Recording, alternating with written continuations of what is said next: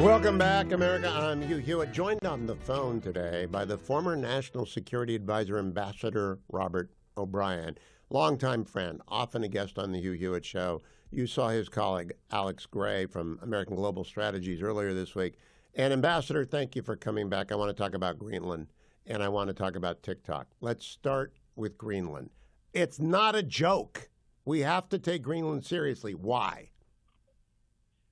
Well, Hugh, thanks for having me on, and it's great to be on at a civilized hour now in the afternoon. So oh, amen. Congratulations on the move to afternoon drive time. So, Hugh, you asked a great question. Why is Greenland important? And, you know, the left and the liberals sneer at it. But I asked them to take a look at a map. Greenland is like a massive dagger pointed at the heart of North America. It's a huge island. It borders the Arctic, and just across the Arctic Ocean is Russia. So Greenland is really in the same situation as Latvia, Lithuania, Estonia, Poland, Ukraine, frontline states against Russia. But it's utterly undefended. And it's a highway to North America, to the United States. It's critical to our national security. So Donald Trump, for all the liberal snobs that want to criticize him, he's a far better geopolitical strategist than any of the CFR types and Davos types who can't read a map. Donald Trump can look at a map. He's a real estate guy. He sees the property and understands it's critical for our defense. So for years, he's been asking the Danes, who are great people, good allies, good friends, fought with us in Afghanistan and Iraq. There's nothing wrong with the Danish people or Denmark, but he's been asking Denmark to defend Greenland, and Denmark hasn't. And so now they said either you defend it or we're going to defend it for ourselves, and we're going to administer it. Now, Ambassador O'Brien, years ago, when Scotland wanted to vote on their independence, the left, who is sneering at Donald Trump, supported that. Why don't we let the Greenland people vote? Well, they should get to vote, and I think they've got the right to under the Danish Constitution. And right now, it looks like they want to have an association with the United States, something called a COFA agreement, a compact of free association, like we do with the people on the island of Palau, where they get to govern themselves domestically, and we take care of their foreign policy and their national defense. And so that would be a great arrangement. Greenland is a very rich country. It's got every rare earth mineral you can imagine. It's got every critical mineral you can imagine. Greenland could be like Alaska if we mined Greenland and did extraction there in a responsible, environmentally clean fashion. You know, every Inuit, every native Greenlander could get a check every year like the Alaskans get a check from the oil royalties. Amen. Now, I want to move to TikTok, Ambassador O'Brien. I went around my law school class this week, and I made every one of my law students pledge to remove TikTok from their phone, and I explained why. I'm now confused about what the president-elect is saying about TikTok. Where are we with TikTok? I want them gone or sold. Where are we? Well, they should be gone or sold. And you remember President Trump banned TikTok at the end of his last term. And it was President Biden who thought he'd have an advantage on TikTok, who undid that ban and let TikTok, grow and thrive for the last 4 years, all the while collecting critical intelligence on everybody who's got the app. So if you got the TikTok app, the Chinese Communist Party knows all your contacts. They know your medical records. They know your emails. They know your posts. They know everything about you.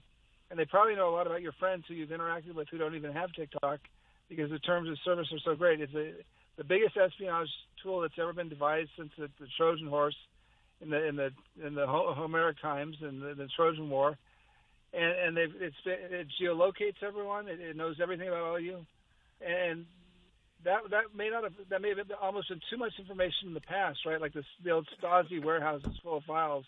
It was useless to the Stasi.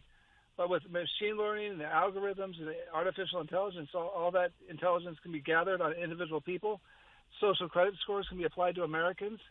They can blackmail you in the future. So you're a young college student using TikTok now, and did something untoward or embarrassing on your phone was with you. That's probably all captured and recorded by the Chinese. And 20 years from now, when you're an ambassador or a general, the Chinese can show up at your doorstep with that information and blackmail you. So it's a terrible espionage tool. It's also a propaganda tool. It's used to divide the American people. And so it needs to be closed down, or it needs to be sold to an American company. And if it's sold to an American company, which is President Trump's position, that's fine. The Chinese communists don't want to sell it to an American company. They want to keep it and keep doing their espionage and their propaganda. But if an American company, if TikTok owned it, or Oracle, or a private equity group like Mr. Wonderful's group, then you could maybe have it in American hands and shelter the data. All right, last question, Ambassador O'Brien. You're very close friends with John Ratcliffe, who's had his hearing this week, with George Glass, who's going to be our ambassador to Japan, to Marco Rubio, who you've worked with forever when you were the national security advisor. Do you think they're all going to get confirmed? I think the entire crew is going to be confirmed. Even the people to the left are trying to unfairly smear. I think Kash Patel is going to also be confirmed. I think Tulsi Gabbard's going to be confirmed. I think Pete Hegseth, who put on a master clinic of how to deal with character smears in his hearing. I think everyone's going to get confirmed, and it's how it should be. Just like President Biden got to come in with his national security team, which was an utter failure. President Trump deserves to come in with a very strong national security team, with people like Radcliffe and Rubio and Hegseth and at least Stefanik up at the UN. It's going to be a great Patel at the FBI, Pam Bondi at the Justice Department, Bessent at Treasury. That's a very strong team. I'm telling you, our allies will be assured, but our adversaries are going to quake when they look at that strong team coming in to replace the folks that are there now. I got time for one last one. There are reports on the web today that the Biden administration is stunned that the first Israeli hostage will not be released until Monday, meaning it's just like Jimmy Carter handing the baton to Ronald Reagan. You were the special envoy for hostage affairs before you were the national security advisor. Are you surprised that the Biden team is getting worked the way Carter got worked? No, I'm not, because they've been getting worked for a year and a half. They took the job out of Roger Carson, the special presidential envoy for hostage affairs, hands. They gave it to Nick Burns at the CIA.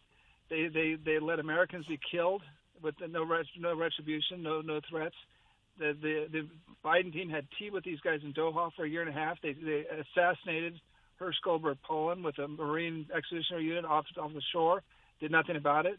So no, they view Biden as weak, and they view Trump as strong, and they want to deliver a win for Trump. Is my guess. I would guess as well. Ambassador Robert C. O'Brien. Follow him on X at Robert C. O'Brien. Thank you, Mr. Ambassador. I'll be right back.